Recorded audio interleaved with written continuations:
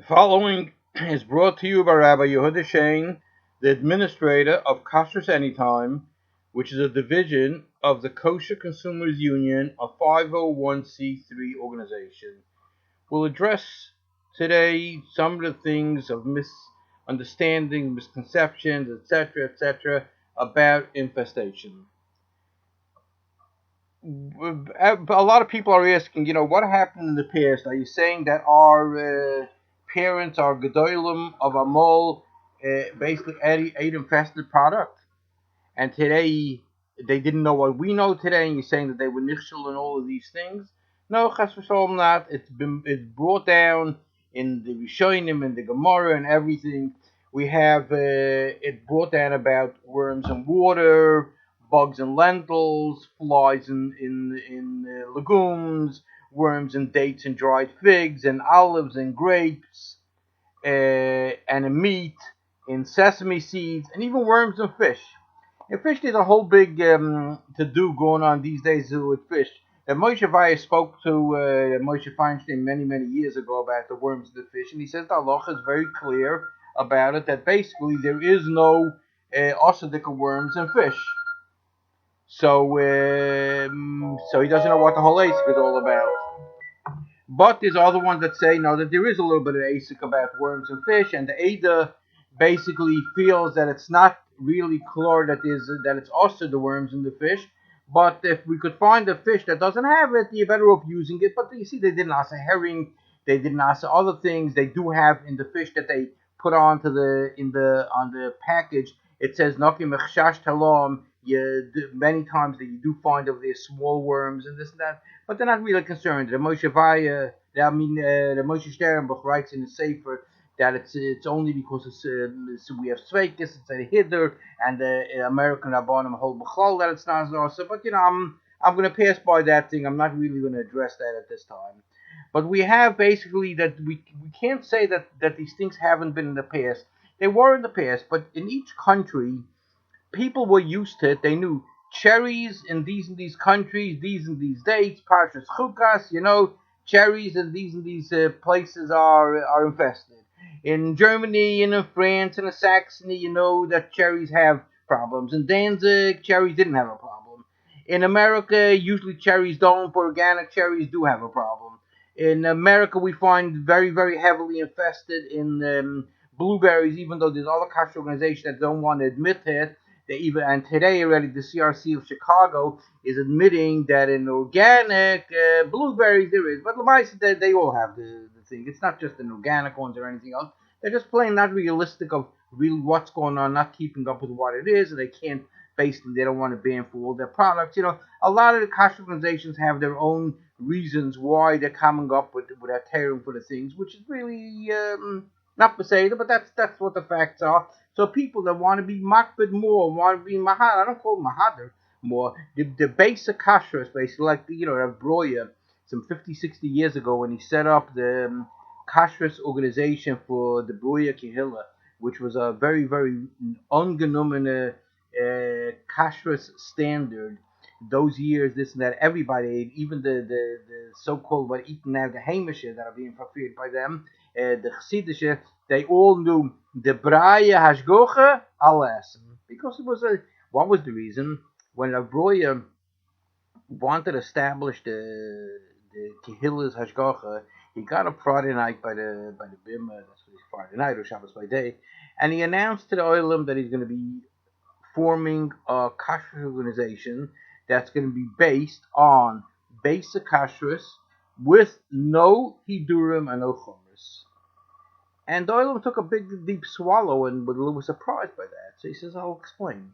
He says, when you start with chumras and hidurim, you may be left on the end with chumras and hidurim. Very likely you're not left with chumras and hidurim, but basic kashrus you definitely don't have. I am interested in having basic kashrus. Chumras and hidurim, each one could do on his own what he wants, but you have to stella vek kashrus and oifen that you have basic kashrus. Now you take a look at the Hamish Hashgachas, basically are all based on, they'll come up with a chimra and a hidder, which really there's no reason for it, and a lot of the times, or whatever else it is, but basically it's they're lacking in general, they're lacking basic kashrus. A lot of the problems we used to have years ago, we had much better sprays. They had Seven, they had other kind of chemicals that we got rid of a lot of these insects, and they used to be natural predators. The praying mantis, other things, the ladybugs, all these things used to control the insect to a big degree. And if a person, like the Chachmas brings down, a lot of other ones bring down, if a person is careful and he checks what he eats, and you have these natural predators that eat up the other insects, this and that. It's yeah, you could handle it as long as you use it and you take your time and you look and you have good light. You could do it.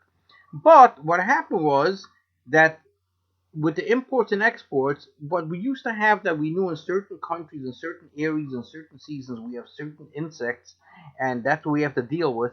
But once they started bringing across things over here, it brought the certain aphids that were not in certain countries. It brought it over to there, and thrips and everything else started moving around. That it became a world problem. But the natural predators were not there in all those countries because when they were bringing across things, not necessarily those predators. Then when they did have the insecticides, the ones that got hurt much faster by the insecticides was the natural predators that got rid of these insects. They're the ones that died away mostly, and the other insects started getting used to overcoming these chemical insecticides.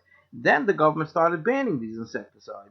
So now basically the government has all different kind of amounts that they're allowing in the things according to the government regulations. Like the USDA has that you can have 40 or more thrips per 100 grams in asparagus.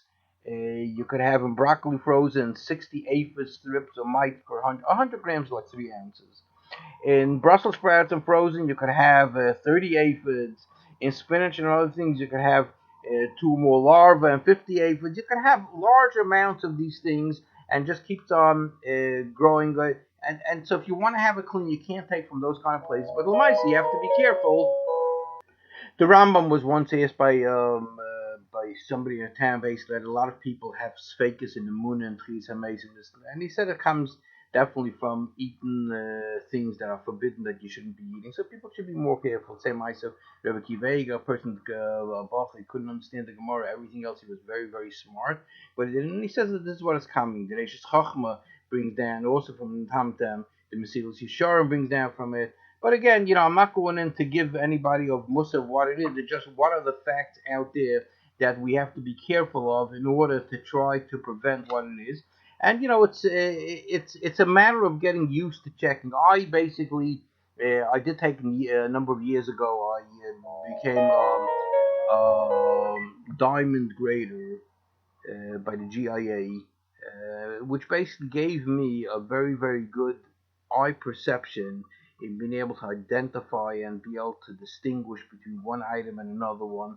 I didn't take it at that time because of the Talon, but it did help me a lot in identifying Talon. But basically, if somebody's not used to it, the camouflage that there is unbelievable. But there is, there's mumchim in the world that have learned this thing of the camouflage. Is that not everybody is the mumchim. I used to work for some of the kashrus organizations in checking fruits and vegetables.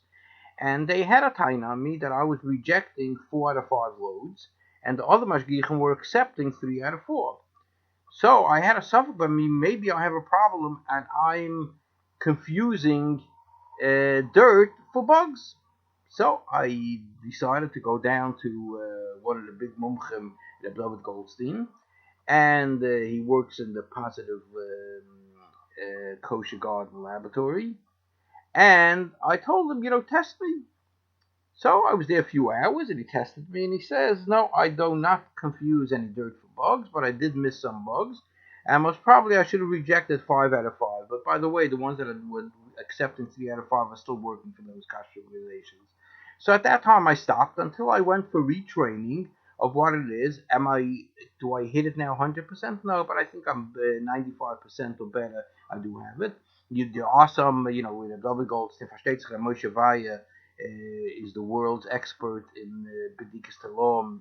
He lives in Eretz. His eyesight, he told me now, is not as good as it used to be, so he has somebody else working for him that has very good eyesight. And then you have David Goldstein, you have the big mumche, Ari Green, very, very big mumche in chapping these things. And He sees right through the camouflage, sees through everything. I mean, that's your big mumchum. Then they have some students that they taught, and some are better, and some are not as good, whatever else it is. But you have to be careful with what they are, and then you have to know what's the size of these things that are also. So I have a letter from basically of Moshe Vaya that he went through with Reb Shlomo Zalman Auerbach, with Rav Elyashiv, with Rav Wozner, with Rav Weiss and others. And it came out that basically a person with decent eyesight, fair eyesight, basically can see insects that are a third of a millimeter. If you take on any denomination American dollar bill, it says series and it says the year what it is, series 1960, whatever else it is. The height of those things is 1 millimeter. And the optometry associations and the Rabbanim, everybody that have gone through it, tiny that 1/3 of a millimeter, a person with decent eyesight can see it. And you have the Mishnah Berurah brings down from the Sam Sofer that he used to have. He spoke on Shabbos Hagadol that people don't that they don't have access to others that are trained and mumchim in identifying insects should not be eaten chasa. These lettuces for mora. They should eat regular mora. Or it's a minig, and you just skip over it. There was a very big michshel that happened in Aku, Association Kasher Organizations. They have this yearly or bi-year or whatever else they have their meetings, and they had a meeting in Canada about 3-4 years ago. One of the speakers was the one that does Giznash Gacho also on Bodek, and he lives in Lakewood, and Bodek has also a Zachtas. So he came up and said that anything that's less than 1 1/3 millimeters is not Neder Lion. That means he really is claiming that what it says on the dollar bill, series 1960, 1973, whatever else it is, and not Neder Lion. You can't see it. I mean, we're all fooling ourselves with this thing. But Lamaitzi, he's being marshal the tzibur with that. But basically, the amount that all the gedolim and any person with a decent eyesight is a third of a millimeter is the shear. So, male, that's why we could never recommend Bodek because the standard is wrong. And we can't recommend any of them with the Sachtas. The Sachtas is also on Bodek and a lot of the other ones because evidently they're going along with that standard of 1 1/3 millimeters. So we have a problem. Others, on the other hand, have another problem that in order to, you don't have to check everything, but you have to be able to establish a chazaka. The question is, what percentage do you have to check in order to be able to establish a chazaka to know that this is a sufficient amount of being checked with a shmata bedika or whatever else it is, and to be able to know that because of that the thing is clean. And a number of these other ones, which we are not recommending, is because they don't check a sufficient amount. And when we ask the mashgichim or Rav Machshe, could you tell me your percentages? And they don't say what percentage they're doing. They refuse to say because they know that you could check up and it doesn't stim. Positive and Kosher Garden, which is the exact same product, even though others want a tiny that's a different standard in the checking. But I was there many times. There is no different standard. It's just the packaging is different. It's the other ones are basically, I gotta say, Belosh and Niki. They're a bunch of liars. But Lamaisa, if they'll tell you exactly how much you're checking, the Moshe will tell you what percentage, depending on what the item is and how much you have to check. And they make a bedika beforehand, they make a bedika afterwards, after it's washed, and it's that. But the other ones basically aren't doing it, and that's why we have a problem. We have a lot of them coming from what do you call it, from China. You have others that rejected strawberries from China. Then another Ashgacha went and took it, and then he was surprised that others, when we publicized that you shouldn't use it because you rejected it, isn't fasted. Then they took it and they said it wasn't fasted. Then a month later they came up and they said, oh, they found out that it isn't fasted. And this other guy in Muncie with all these fishmongers, they came up and they said, yeah, so now they said, oh, the blueberries don't have insects. Then they decided blueberries does have insects. They don't know. They have this agenda, the fishmongers, with these type of things of what yes and what not. And anybody that goes along with that fishy surim, which is not posh that it's also it's mistama mutter the fish insects. But as long as you took the pledge of allegiance to the fishmongers, that you're not going to use the fish that has terlom in it, and all the other products that you do, even though it's not always called tapilocha, and they don't understand anything about kashrus, these wannabes, that those people are no good. But the other ones that are fishmongers that go along with the pledge of allegiance of the fish, worms, those are acceptable. Nori. The nori always used to, that's the wrapping they use, the green wrapping that comes from the ocean, which they use for to wrap the sushi, the rice and the fish. So the nori, everybody used to be concerned about the seahorses, and you could see it, you didn't see it, and it's checked by machines, checked by people. Then they found there's a problem. But 3 years ago, the ADA and others found that there's other problems in the nori, which is copepods. That's the same insects you find in water, which is extremely, extremely small, hard to see. Even if you put it on a light box, if you don't take apart the nori, you're not going to really be able to find it.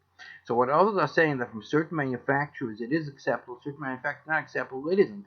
All nori that's coming from wherever else it is, it comes from the water. They have in general, they all have copepods. In the middle, there is no way of using it. The only place where there is a chiluk of where they're getting it, you take the California roll or the kani, the imitation crab, which is all the same thing, but basically that's all made from pollock fish. And pollock fish, also by the way, the fish sticks and those things is also made from non-ground up pollock fish, which is infested. Even though the fishmongers say that minced means it's ground up. They don't know what they're talking about. Minced in fish language means it's not ground at all, and there's whole insects there. So those, the kani and the imitation crab, all of them have insects in it. Besides, there's one company which happens to be, I believe, on the Sachtes, which uses a different fish called bream, Breem. Bream happens to be a clean fish. It doesn't have any infestation. So that's the kind of fish, if as far as that's concerned, but that doesn't give you any heter to be able to use the nori that it's wrapped with. Now, sable has a talom not only in the belly flap, and cod the same thing. And some kosher organizations like this Lakewood KCL came up now and they said, oh, if you cut away some part and you don't take the top part, what part is the top, what part is the bottom, what part is, what part isn't, what part did you check? And you didn't check. They don't know, so they decided now because because they don't want to use sable. They want sable, by yeah, just like you have lux and you want to have sable and you want to have codfish. They're coming up now with a term they're allowing. But the Lamaisa, most of the insects and fish, Lamaisa is not really also. Then we have the insects basically in orange juice. So the ADA says that in orange juice that you have the scale insect in orange juice. All orange juice has, it doesn't make a difference which ashkofa you have. They all have it at this time. Nobody came up yet with a clean orange juice. So the ADA says you could filter it out with an 80 mesh filter. The Moshe holds that it's kedai to do it with a 100 mesh filter, but more than that you don't have to, because the size of the scale insect is 50 millimeters, and if it's 50 millimeters, basically it's not going to fit through an 80, but sometimes because of pressure it could. So he says, so do it with 100, but you don't have to do it any more than that. But the fishmongers, they don't know of those kind of filters. They only know the one that's being used by Positive and Kosher Garden, which is the ones for water, which those are much smaller insects and mites that are going through. So they have a 130 mesh, and they tell you to use that. But that's a very, very big mixel, because it's so hard for the juice, which is a much thicker consistency, for the juice to go through a 230 mesh, that people stop using it. They're losing a tremendous amount of the juice that remains in the thing, and you can't really get it out because it's too thick. So really, you shouldn't be using more than 100, maximum 150, if that's what you have available. 230 is basically, I gotta tell you, it's also to use. You're making chimedis and idurim that are making kulkulim, and because of that, people are not checking, and they're coming up with that, and then they tell you should use a 430, this and that. They all don't know exactly what they're doing, and they don't realize that this is really chumrus to asim lekulis, and that's what it is. And Mirchem will continue about these issues at another podcast, and Kol Tov Shalom.